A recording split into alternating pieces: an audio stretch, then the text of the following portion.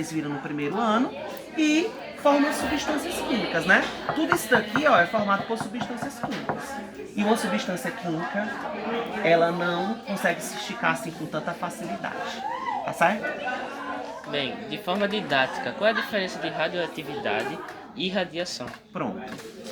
Pergunta extremamente interessante, justamente pelo fato de que são palavras, né? São fenômenos que as pessoas conseguem, né? Ter essa dificuldade de distinguir e principalmente são fenômenos que as pessoas têm dificuldade de diferenciar também.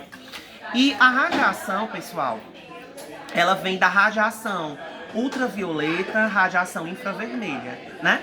De infravermelho.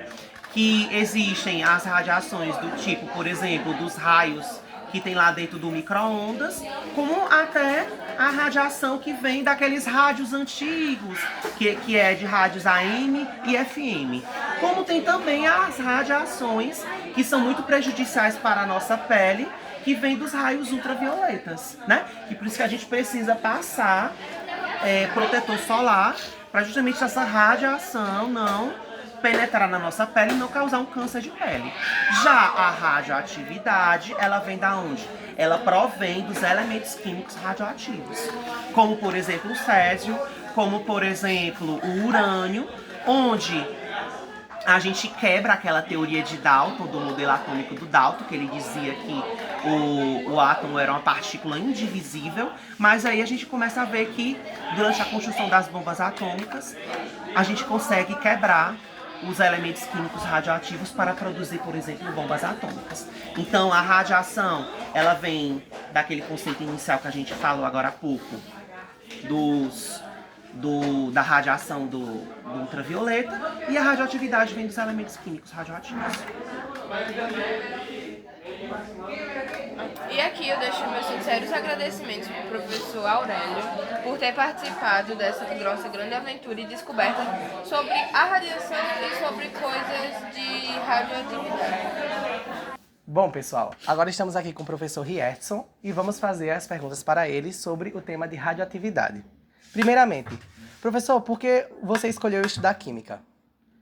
Bem, desde o ensino médio, quando eu tive o primeiro contato, né, com química, eu gostei, né, da disciplina. E aí eu tive sempre, a partir do momento que eu conheci essa disciplina, eu tive vontade de ser professor, né? Certo. O que o senhor acha da profissão de radiólogo? É uma profissão importante, né? É perigosa se não tiver os EPIs, né, necessários para utilizar, mas é uma profissão que sempre é necessária nos hospitais, né? Em qualquer ambiente que necessite de fazer uma radiografia, né? Então é importante que esse profissional ele esteja no âmbito. Certo. Professor, o que é a radioatividade? A radioatividade ela é uma propriedade, né, de dos elementos que são considerados radioativos, onde eles emitem, né, essa energia chamada radioatividade. Certo. Como nós sabemos que algo emite radiação? Bem, existem uns equipamentos que eles medem, né, a radioatividade e também através de algumas reações que a gente chama de reação nuclear, né? Essas reações nucleares elas são originárias de elementos que a gente chama que são radioativos. Bom, professor, qual é a diferença? Qual é a diferença entre os tipos de radiação alfa, beta e gama? Bem, tem algumas diferenças, como a estrutura e o poder de penetração, né? Existe a radiação alfa, que o poder de penetração dela é baixo, né? Ela tem número de massa 4 e número atômico 2, se a gente fosse comparar. Ela é formada por 2 prótons e 2 nêutrons. Já a radiação beta, ela é um pouco mais penetrável, certo? Que ela não tem massa, mas ela tem uma carga negativa. E a radiação gama, ela não tem massa, ela é só energia. E ela tem, das 3 radiações, ela que tem um poder de penetração maior.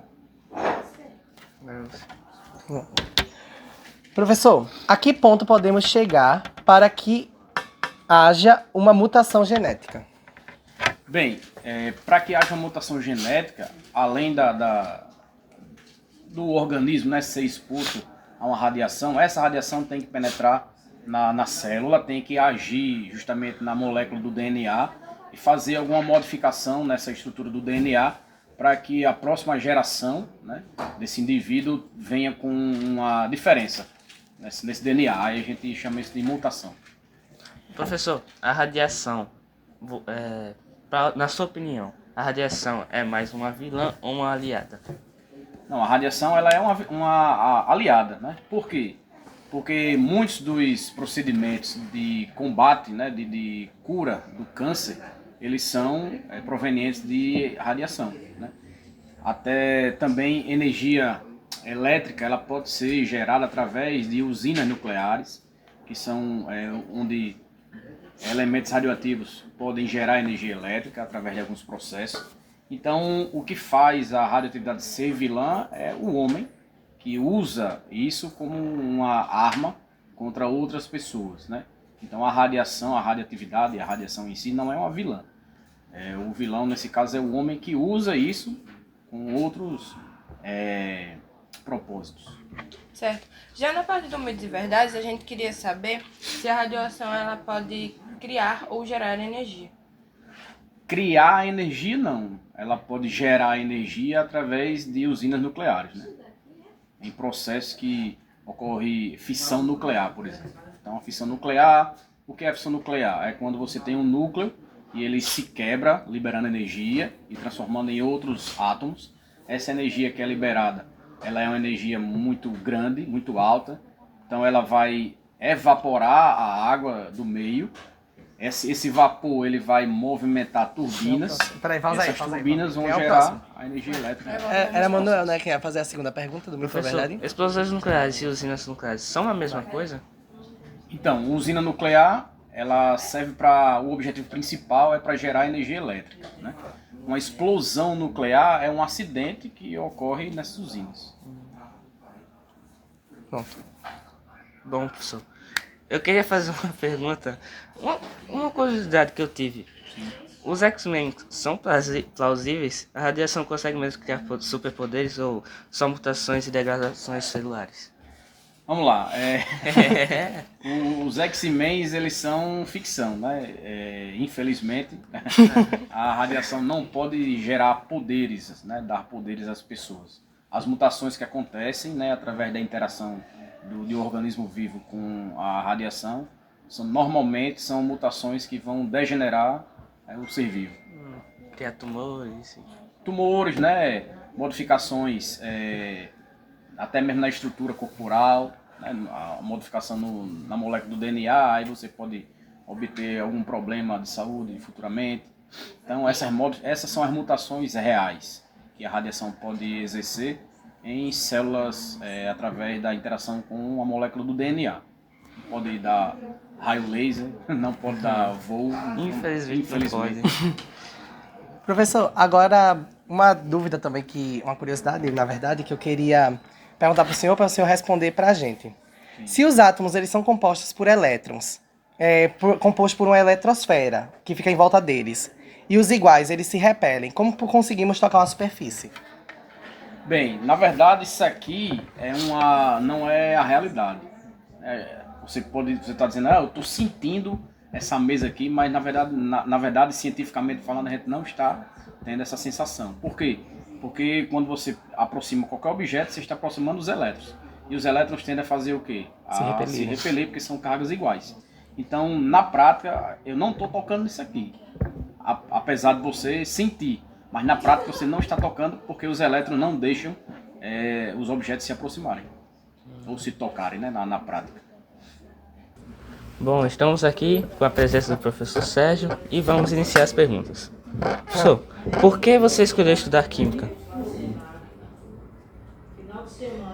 Porque a Química ajuda a compreender a composição da matéria e os fenômenos que acontecem na natureza. O que você acha da profissão de radiólogo?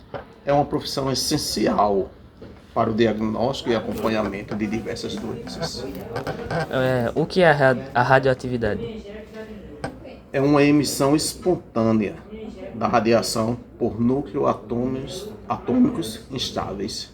Como nós sabemos que algo emite radiação? por meio de aparelhos detectores de radiação. Por exemplo, o Pausa aí. Geiger. Tinha outra pergunta? Não tem outra pergunta. Qual é o elemento mais radioativo que existe? Ah, eu perguntei Ou 3 perguntas. perigoso. Mas tu que vai começar a próxima. Aí eu vou fazer a O outra. frâncio é um dos elementos mais radioativos. No entanto, Peraí.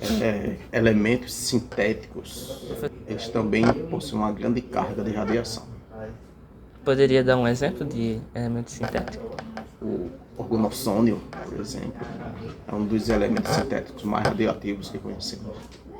Professor, ao seu ver, por que a radioatividade ela existe?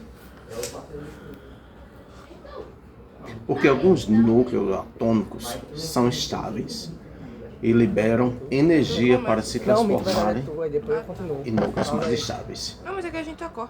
Já na parte dos mitos e verdades, professor, a gente queria saber se a radiação ela pode ser usada para esterilizar alguns materiais médicos. Sim, perfeitamente. Principalmente utensílios descartáveis, como por exemplo luvas, seringas, são utilizadas a radiação, uma vez que ela consegue eliminar de uma forma muito mais rápida e eficiente todos os micro-organismos. Professor, é verdade que a radioatividade foi descoberta por um acidente? Sim, verdade. Praticamente a maioria dos elementos atômicos eles foram descobertos por acaso. Se pesquisa uma determinada substância, determinado comportamento da natureza e encontra um elemento radioativo, por exemplo, o rádio.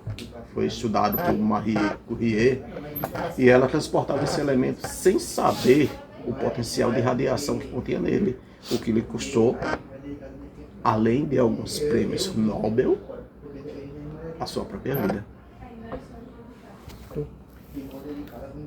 Já que a gente queria saber se de que maneira a radiação ela pode prejudicar uma gestante e o seu bebê, caso eles venham ser expostos à radiação.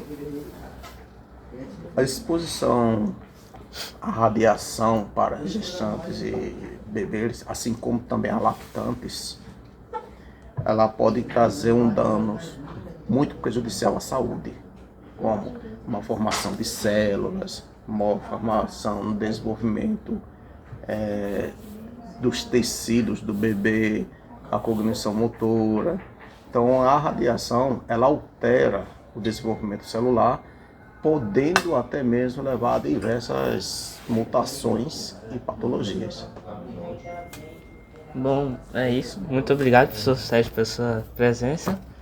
Eu que agradeço, é um momento muito importante esse trabalho, essa pesquisa que vocês estão realizando, porque a partir do momento em que vocês conseguem questionar, a gente junto consegue aprender. Porque a educação ela não se faz apenas na sala de aula com conteúdo e lousa, ela se faz no dia a dia e a importância do conhecimento da natureza ao nosso redor faz com que a gente desperte o ser cientista de cada um de nós. Pode pausar. Então aqui chegamos ao final do nosso podcast. Desde já quero agradecer todos aqueles que participaram e todos aqueles que estão assistindo. Que vocês possam ter aprendido um pouco sobre radioatividade, assim como nós aprendemos, e que vocês levem para casa um pouco do que nós podemos entregar para vocês. Agradeço também aos professores que foram os entrevistados, Sérgio, Rietson e Aurélio, a nos possibilitarem a fazer esse projeto.